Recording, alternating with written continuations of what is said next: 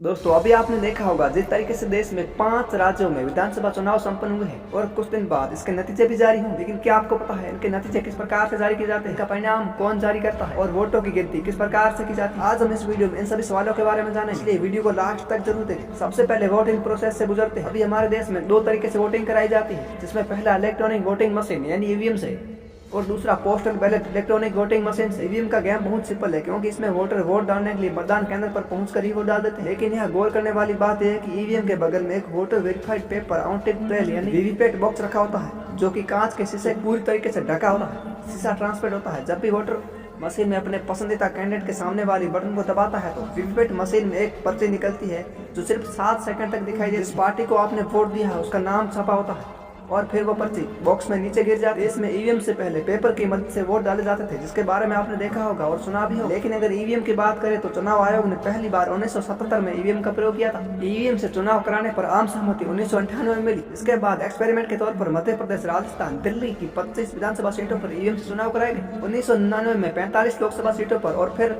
फरवरी 2000 में हरियाणा विधानसभा में 45 विधानसभा सीटों पर चुनाव कराए गए। जब इन जगहों से पॉजिटिव रिस्पांस मिला तो फिर 2001 में पहली बार तमिलनाडु, केरल, पांडिचेरी और पश्चिम बंगाल में भी विधानसभा सीटों पर ईवीएम से चुनाव करने पर सहमति दी गई। इसके बाद से सभी विधानसभा चुनाव में ईवीएम का प्रयोग किया जाने लगा। 2004 में लोकसभा चुनाव में देश के सभी 5 राज्यों में 143 सीटों पर ईवीएम से चुनाव और उस दौर में ईवीएम की संख्या 1 लाख से अधिक। चलिए अब हम समझते हैं चुनाव में मतदानों की गिनती किस प्रकार से की जाती है और परिणाम किस प्रकार से जारी की जाती है। काउंटिंग हॉल में बांस और लकड़ी के बिल्लियों से खेर के बने चारों बैरिकेड बने जाती है, जिसके अंदर 1414 टेबल लगे होते हैं। यहाँ एक टेबल पर एक ईवीएम मशीन रखी जाती है, जिनसे वोट गिने जाते हैं। इस बैरिकेड में एक तरफ ब्लैक बोर्ड होता है। हर राउंड की गिनती के बाद सभी प्रत्याशियों को जितने भी वोट मिले हैं उन सभी को ब्लैक बोर्ड पर लिखा जाता है। इस टेबल पर किस बूथ की मशीन रखी जाएगी उसके लिए पहले से एक चार्ट तैयार किया जाता है। सुबह 8 बजे से मतगणना शुरू होती है। सबसे पहले पोस्टल बैलेट की गिनती की जाती है। पोस्टल बैलेट में 30 मिनट के बाद ईवीएम मशीन में एक बटन होता है जिसमें रिजल्ट 1 कहते हैं। रिजल्ट 1 को दबाते हैं तो ये पता चल जाता है कि किस कैंडिडेट को कितने वोट मिले हैं। इस पूरे प्रोसेस के लिए 1 से 2 मिनट का समय लगता है, जिससे कि साथ डिब्बे पोस्ट पर भी फ्लैश किया जाता है, ताकि सभी बैलेट पर